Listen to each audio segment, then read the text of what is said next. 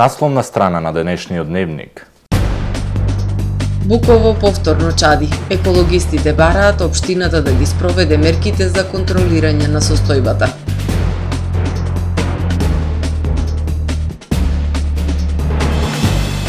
Пожарот во дискотеката во Кочани ја зеде и 60-тата жртва.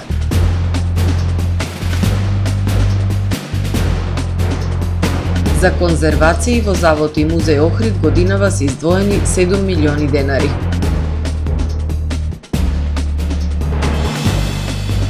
Екобазар, пазар од втора рака, утре на плоштадот кај Чинарот. Најмалку 15 торнада го погодија југот и средниот запад на Америка. Со дневникот започнуваме повременската прогноза. Останете со нас.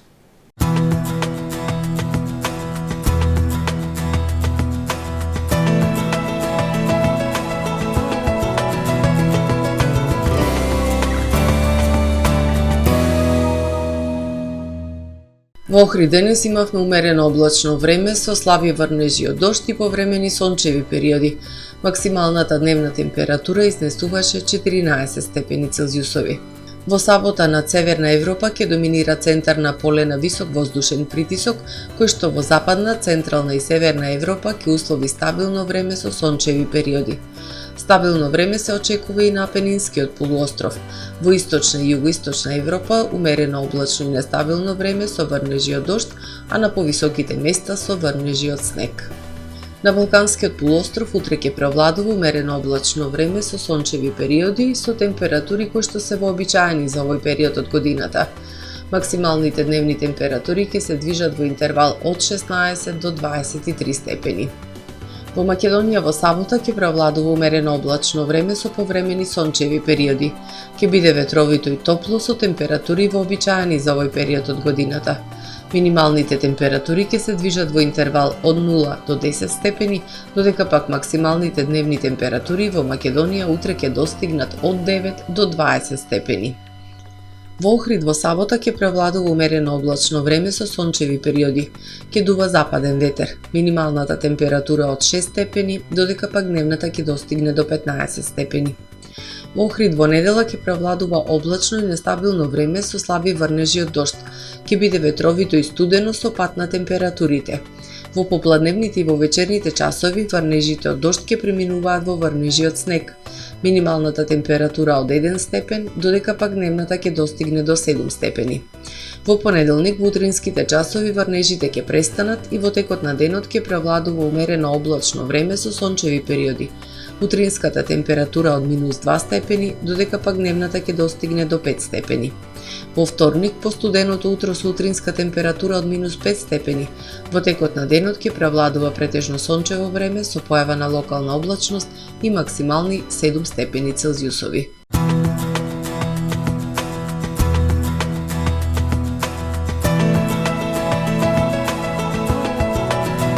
Гледавте Метео на ТВМ во соработка со Трпе Инвест.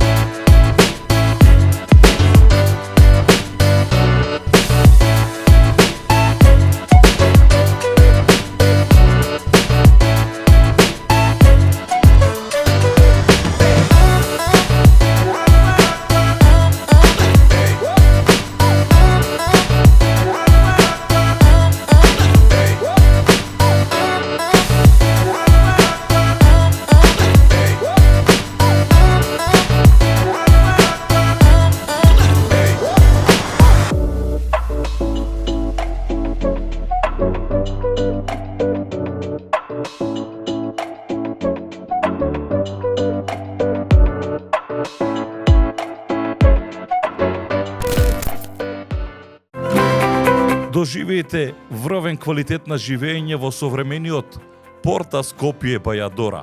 Стамбено-деловен комплекс, символ на луксус, удобност и сигурност.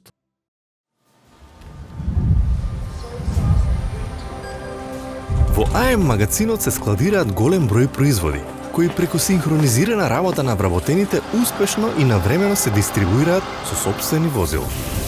Кујната Анабела е веќе добро позната по неодоливиот вкус на домашни готвени јадења, како и кетеринг услуги за секакви настани. Секое утро нека ви започне со вкусните пецива од пекара Тамаро. Тамаро левот стана препознатлив бренд кај потрошувачите. Зеленото пазарче изобилува со разновидни свежи зеленчуци и овошје. За вас, потрошувачите. Месарата Тамаро го има стандардот за најсвежо месо и месни производи. А во рибарницата секогаш може да најдете свежа риба и морски плодови. Располагаме со посебен дел за здрава, органска храна и голем избор на суплементи. Зад успехот на компанијата стои менаџерскиот тим на Тамаро Холдинг, кој со постојани обуки гради тимски успех на целата компанија. Го создадовме најголемиот хипермаркет според вашите потреби, бидејќи Тамаро маркетите се повеќе од маркет. Благодарение на вас, верните и лојални потрошувачи.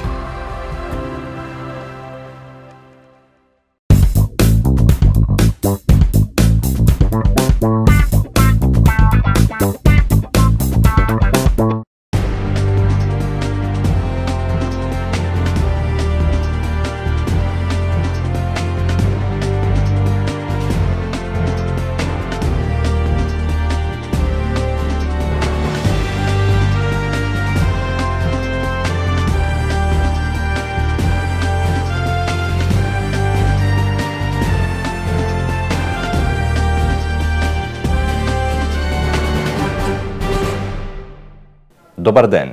Прво издание на Дневникот на ТВМ. Буково интензивно чади и го загадува воздухот во Охридско и Ресенско. Екоактивистите велат дека состојбата е алармантна и бараат одговори од надлежните до каде е спроведувањето на мерките за контролирање на опожарувањето на депонијата. Од јавното претпријатие Охридски комуналец за ТВМ велат дека се врши покривање со земја на депонијата, за да се изолираат делови каде има тлеење и чад. Буково повторно чади. Изминативе 2 недели состојбата е алармантна, посочуваат од групацијата невладини организации Збогум Буково. Од депонијата се крева густ чад и се шири непријатна миризба. Имаме снимки на 23 километри од Буково каде што се гледа чадот. Имаме снимки каде што се гледа како се слева кон преку Коселска река, котлината кон Охрид, Косел, кон Ресенска страна и добиваме многу барања и прашања од Крушјани особено. Тоа село се наоѓа на многу блиска воздушна далечина од Буково. Тие се најизложени.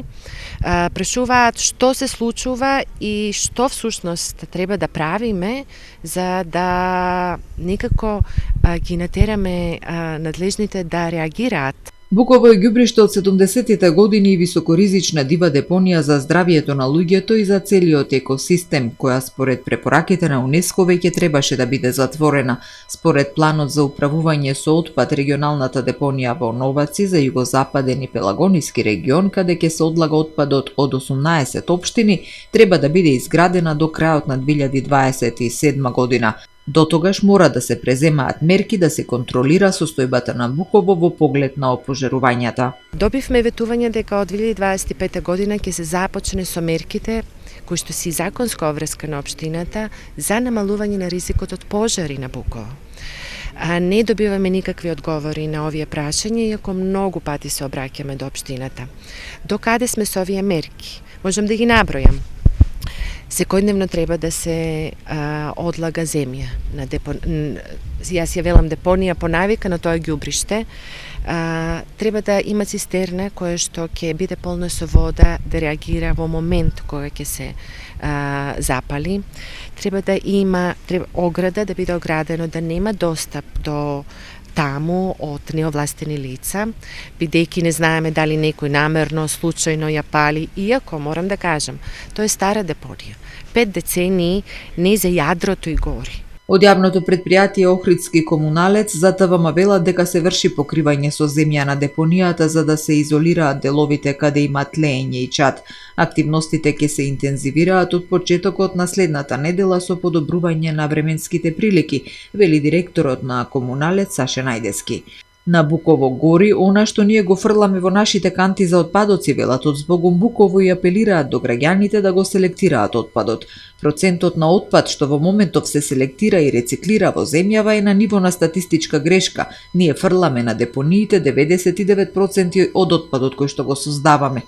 Процесот на примарна селекција е веќе започнат со делење садови за селекција на отпад на домаќинствата од страна на јавното комунално предпријатие.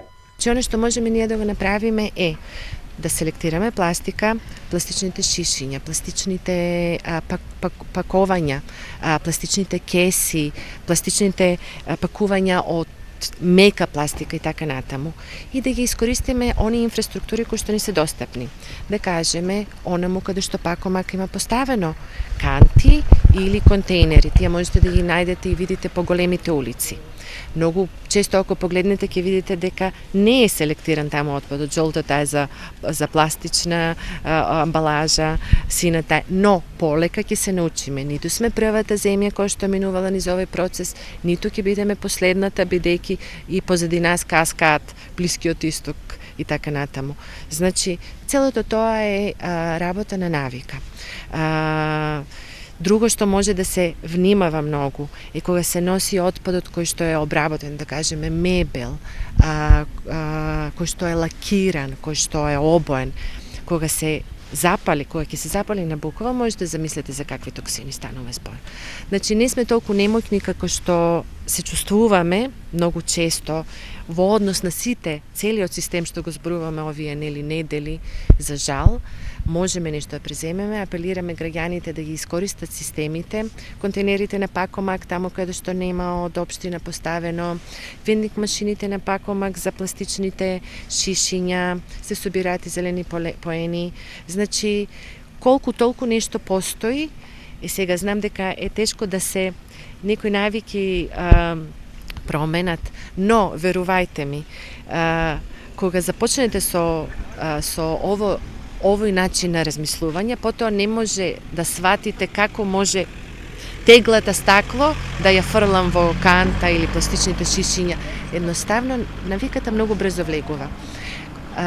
Имајте предвид дека она што ќе си го фрлиме е она што ќе отиде на Буково и ќе биде тоа што ќе гори и тоа што ќе ни се врати назад.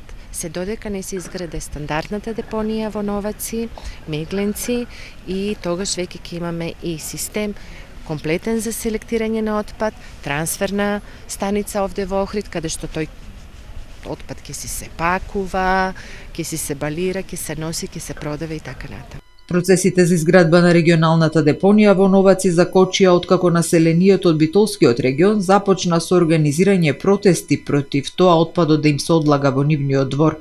Од Министерството за животна средина и просторно планирање реагираа дека стравовите и протестите се неосновани и дека воспоставувањето на систем за управување со отпад ќе значи еколошки здрава животна средина наспроти сегашните стотици диви ѓубришта кои ги користат општините за одлагање на комуналниот смет.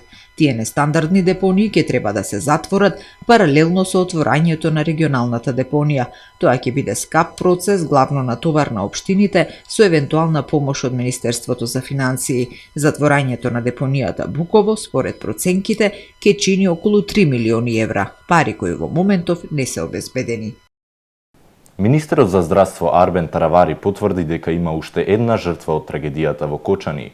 60-тата жртва на катастрофалниот пожар е Александар Карадаковски, управител на дискотеката Пулс, кој беше на лекување во Литванија. За жал, утрово пред 2 часа пред да тргнам за Ликово, ја добив лошата вест дека еден пациент е починат во Литванија, кој што беше од тие 4 пациенти најкритичниот. Од 1 април му откажа и работата на бубрезите, практично беше ставен на диализа и за жал утрово ја добив лошата информација дека тој починал, така да се надеваме другите критични кои што се да се подобри состојбата. Инаку пациентот кој што почина, само информативно да кажам, че 30% од телото беа со изгоретини, на крај не на крај, од почеток, главниот проблем беше инфекцијата, што ја доби поради огромен број, огромна површина на рани кои што ги имаше на телото. да се надеваме другите критични да поминат подобро и да ни се вратат во државата. Продолжува конзервацијата на фреско живописот во црквата Света Богородица Болничка. Се санираат оштетувањата на фреските предизвикани од дождовната влага, која транспортира соли врз нив. Годинава за конзервација завод и музеи имаат издвоено 7 милиони денари. И оваа година продолжуваат конзерваторско-реставраторските активности на фреско живописот во црквата Света Богородица Болничка. Конзервацијата започна во 2022 година, како дел од годинишната програма на Националната установа Завод и музеј Охрид. Верскиот објект со културно-историско значење во близина на Долна Порта датира од 14 век. Фреско живописот е насликан околу 1370 година, но низ вековите претрпел измени. Оштетувањата се предизвикани од дождовната влага, која транспортира соли врз фреските.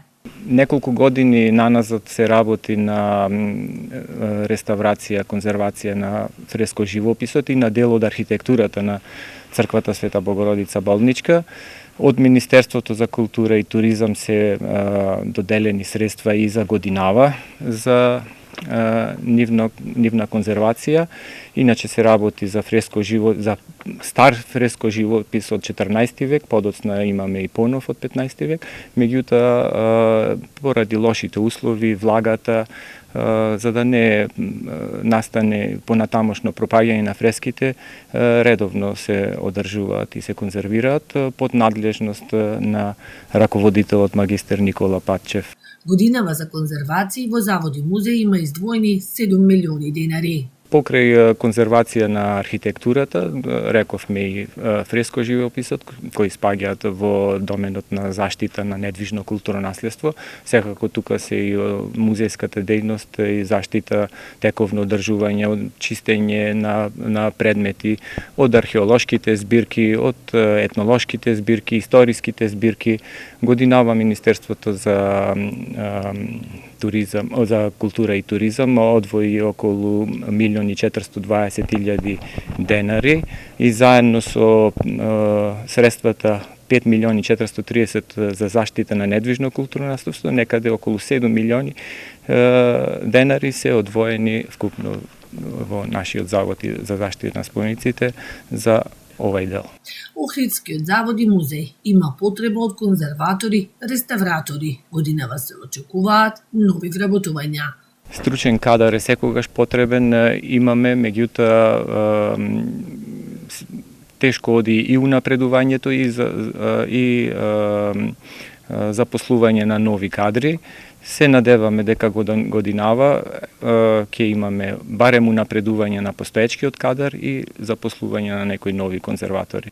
Црквата Света Богородица Болничка припаѓа на малите еднокорабни духовни храмови од 14 век, а стариот фреско живопис е дело на непознат локален зограф. Црквите Света Богородица и Свети Никола, која се наоѓа веднаш до неа, охриѓани ги нарекуваат болнички, бидејќи во средниот век тука постоела болница која се користела како карантин за време на епидемии. На 5 април на плоштадот Крушевска република ќе се одржи екомаркет, пазар од втора рака.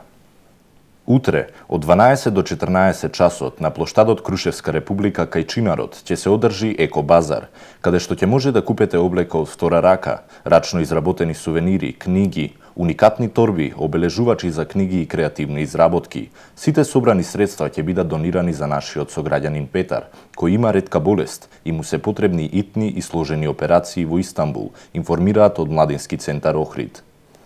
Во пресред на второто издание на турнирот во мал фудбал Свети Никола Требеништа 2025, општина Дебрца ги подобрува условите за сите посетители на оваа спортска манифестација. Градоначалникот на Дебрца Зоран Ногачевски информира дека на источната страна од балон салата изградена е триредна трибина во должина од 36 метри. Вкупната вредност на работите изнесува околу 1.120.000 денари, а средствата се обезбедени од буџетот на општина Дебрца за 2025 година. И оваа година, општината како генерален покровител на оваа спортска манифестација ќе го помогне турнирот со 80.000 денари, согласно годишната програма за развој на спортот во општина Дебрца за 2025 година, информира градоначалникот Ногачевски. Ова е се во првиот дневник. Ви благодарам за довербата. Имајте пријатен ден.